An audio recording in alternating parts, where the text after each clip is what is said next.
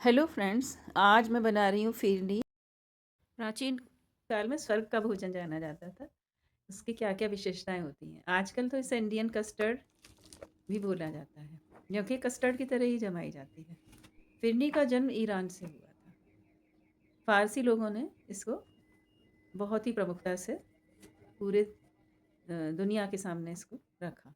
भारत में शाही दावतों में ये मेन डिश की तरह मुगल कालीन साम्राज्य से पॉपुलर हो गई, और बादशाह मोहम्मद शाह रंगीला ने इसको आम लोगों के लिए लोकप्रिय किया।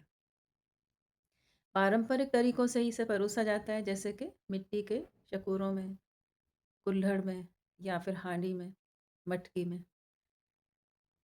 क्योंकि पुराने ज़माने में तो फ्रिज होते ही नहीं थे, तो मिट्टी के बर्तनों में ये आसानी से ठंडी हो जाती है। पोरस होते हैं उनमें छोटे छोटे छेद, उसकी वजह से बहुत तेज़ी से वो ठंडी जम जाती है, तभी वो ज़्यादा टेस्टी लगती है। इस समय तो अब ये है कि ईद हो, चाहे रमज़ान हो, या कोई भी मेन फेस्टिवल हो, या मेहमान घर में हो, आप इसे एक बहुत अच्छे डेज़र्ट की तरह से बना कर के दे सकते हैं। ये सबकी मन पसंदीदा और लोकप्रिय डेज़र्ट हो गई है।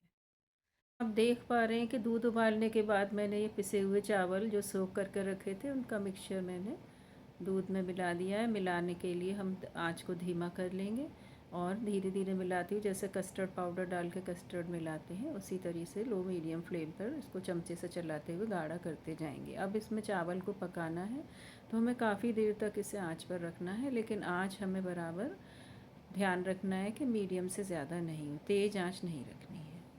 जब ये खूब गाढ़ा होता जाए, करीब 15-20 मिनट हो चुके हैं, तो ये काफ़ी गाढ़ा हो गया है, चावल पक चुके हैं। तब हमने इसमें केसर के धागे जो सोख करके रखे थे, उनको भी इसमें अच्छी तरह से मिक्स कर दिया, तो ये हल्का कलर आ गया। अगर आपको ऐसा ही कलर चाहिए तो आप केवल केसर के भी बना सकते हैं, इसका फ्लेवर बहुत अच्छा आता है। और मुझे तो बसंती चाहिए, इसलिए मैंने थोड़ा सा इसमें हल्का रंग डाल दिया है। आज बसंत पंचमी है, तो मुझे उसका प्रसाद लगाना है, तो मैं बसंती बना रही हूँ। इस वजह से तो इसको और चलाएंगे। थोड़ा सा चलाने के बाद हम इसमें अब चीनी डालेंगे, और चीनी को डालने के लिए भी बराबर गैस आपको धीमी या मध्यम से ज़्यादा नहीं रखनी है, ध्यान रखें। धीरे धीरे ये और गाढ़ा होता जा रहा है, मिक्सचर बिल्कुल क्रीमी क्रीमी दिखाई पड़ने लगा है, और इसका रंग भी बहुत सुंदर लग रहा है। अब हमने इसमें चीनी मिला ली है, तो ये लगभग 100 ग्राम चीनी है, जो कि 1.5 लीटर दूध और 90 ग्राम चावल के लिए बिल्कुल काफ़ी है। बाकी आप मीठा अपने हिसाब से एडजस्ट कर सकते हैं, कम या ज़्यादा, जैसा आपको अच्छा लगे। और इसके बाद हम बस 1-2 मिनट ही इसको पकाएंगे, क्योंकि चीनी भी हम डाल चुके हैं। ये अब लगभग तैयार है गर्मा गर्म शकोरों में डालने के लिए, सेट करने के लिए। शकोरे मैंने पहले ही साफ़ करके धो करके थालियों में रख लिए थे इस तरह से। तो ये क्ले बाउल्स हैं जिनमें कि मैं फिरनी को सेट करूँगी। गरम गरम मैं इसको डालती जा रही हूँ, ऊपर से पिस्ते से सजाती जा रही हूँ। जो मैंने महीन काट कर चॉप्ड पिस्ते रखे हुए हैं, उनसे इसको सजाती जा रही हूँ। इनको और भी मिट्टी के बर्तनों में, जैसे कि आप कुल्हड़ में रख सकते हैं, मटकी में रख सकते हैं। पिस्तों के साथ साथ आप चांदी का वर्क भी लगा सकते हैं, वो ऑप्शनल है। अगर आपको अच्छा लगे तो आप यूज़ करें। कुछ लोग उसे नहीं पसंद करते हैं तो नहीं भी लगाते हैं। मैंने कुछ शकोरों के ऊपर उनको यूज़ किया है। जो घर में मेहमान आएंगे उनको मैं वही दूँगी।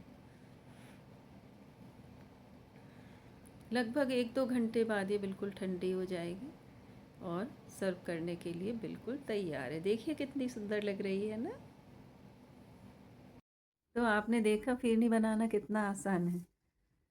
इसमें टाइम लगता है, लेकिन कुछ टिप्स ज़रूर हैं जिनका बहुत ध्यान रखना पड़ता है। सामग्री तो मैंने आपको दे ही दी है, और टिप्स यही है कि एक तो हमेशा फुल फैट मिल्क यूज़ करें इसके बनाने के लिए। आँच का बहुत ध्यान रखना पड़ता है।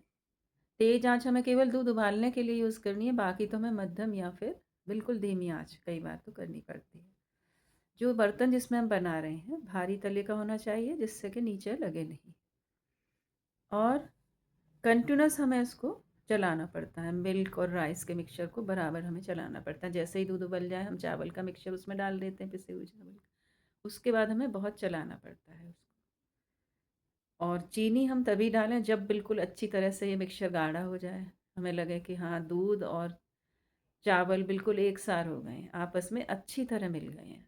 तब हम चीनी उसमें डालेंगे और चीनी डालने के बाद हम बहुत कम देर चलाएँगे और पकाएँगे। आँच हमेशा हम धीमी ही रखेंगे, मध्यम कभी-कभी कर दें और धीमे पकड़ दें। सेट करने के लिए हमेशा मिट्टी के बर्तन लें और शकोरों में इसको तुरंत गरम-गरम ही जमा देते हैं। गैस से उतारते ही हमें तुरंत गरम-गरम इसमें डालना है, तभी आसानी से सेट होगी और ऊपर से पिस्ते से गार्निश कर दें। जब हम सर्व करें तो इसको ठंडा होने दें पहले। तो 1-2 घंटे पहले आप बना लीजिए मेहमानों के आने के पहले या घर में फेस्टिवल है तो आप उस अंदाज़ से बनाएँ कि ये ठंडी हो जाए, तो जमने के बाद ये बहुत टेस्टी लगती है।